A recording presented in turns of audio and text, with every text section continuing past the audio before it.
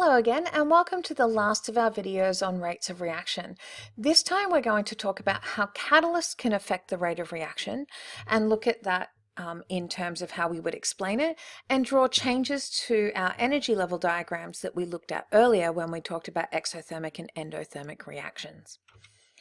So catalysts are a compound or a type of material that increases the rate of chemical reactions where it's not actually consumed, it's not used up in the reaction. We have some common types of catalysts that are used quite regularly in our society, and these include platinum, which is used in catalytic converters in cars. You may have heard of these, and these are placed in there to actually reduce the emissions from cars and make them more environmentally friendly. So modern cars tend to have better catalytic converters than older cars because this helps to convert carbon monoxide, nitrogen oxide, and carbon dioxide into less polluting gases. The other place that you have catalysts working all the time is actually inside you, and this is in your enzymes. So the enzymes that help to break down your food, like amylase in your mouth, which helps to break down the starchy products and things like bread and pasta, or pepsin in your stomach, which helps to break down the peptides and the proteins that are in meat and things like that.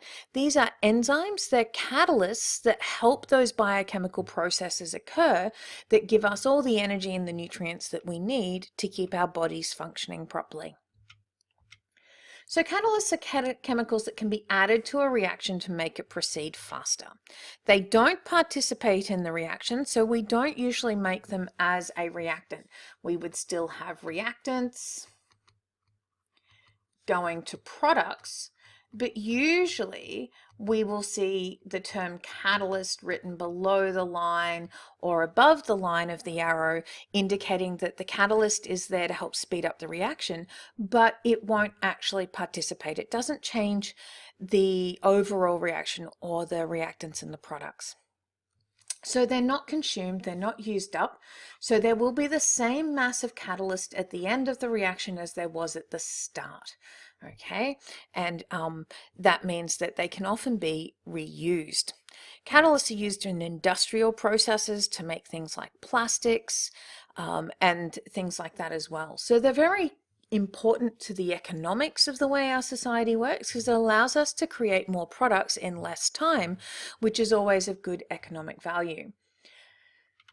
Okay, so essentially what we're talking about with a catalyst, and this is one of our key ideas, is that by reducing the activation energy, catalysts make the reaction go faster. So we say this by saying that catalysts create new pathways with a lower activation energy for forming the products.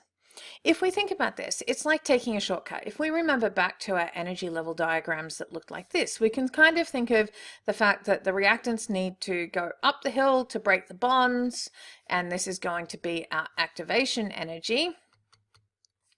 And then the energy comes back as they go down the hill. So with the effect of a catalyst, what it does is provides a shortcut to get to the other side a lot easier. Okay, and it does this by reducing the activation energy required. So when we talk about successful collisions needing to meet the right level of energy and have the right orientation in a collision, that energy requirement is now dropped. It's lower, so more of the collisions are able to meet this requirement. So the activation energy we defined as the lowest amount of energy needed to get the reaction started, and with a catalyst we lower that barrier. It's like lowering the fence and making it easier to get across. Catalysts can do this one of two ways. It's by lowering the activation energy or holding them in the right orientation. Typically we talk about lowering the activation energy.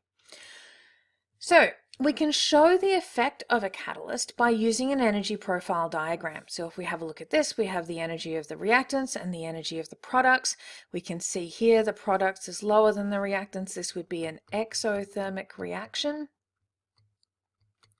Okay, so this is an exothermic reaction profile. So a catalyst doesn't change where the reactants start or the products end up. What it does change is the height of the activation energy. So without a catalyst, we would draw our hub all the way up to here, and that would be our activation energy. When we add the catalyst, we're just bringing down that maximum point to a much lower level. This means that the reaction will require less energy to get started, so we see an increase in the rate of reaction because more collisions are going to meet the activation energy requirement.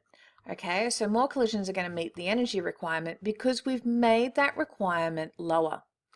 Okay, so it would be just like if you were trying to get into uni with a particular ATAR and it may have wanted a 99.9 ATAR, and someone comes along and reduces the ATAR requirement to like a 65, many more people are going to be able to get into that course than they would have been able to before.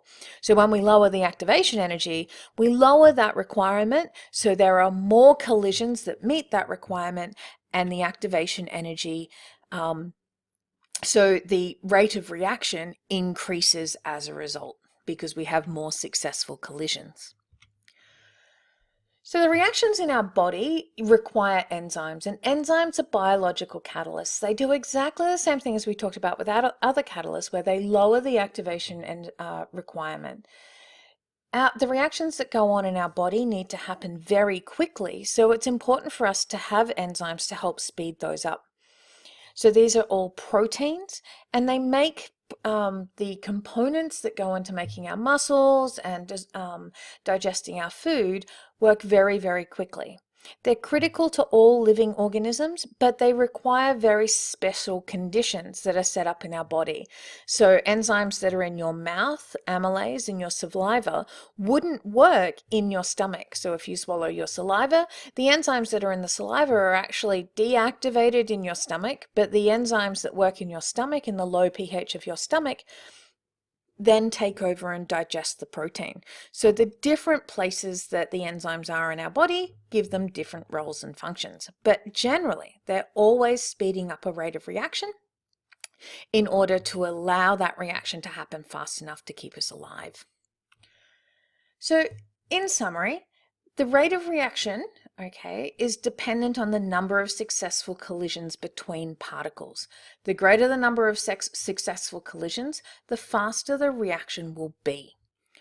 All the factors that affect rate of reaction do so by altering the number of successful collisions in a given period of time, be it surface area, catalysts, temperature, agitation, or concentration. They all provide a situation where they increase the number of collisions and therefore increase the chance of successful collisions. Remembering that temperature increases both the number of collisions and the energy of the collisions, whereas catalysts reduces the energy requirement, allowing more of the collisions to be successful.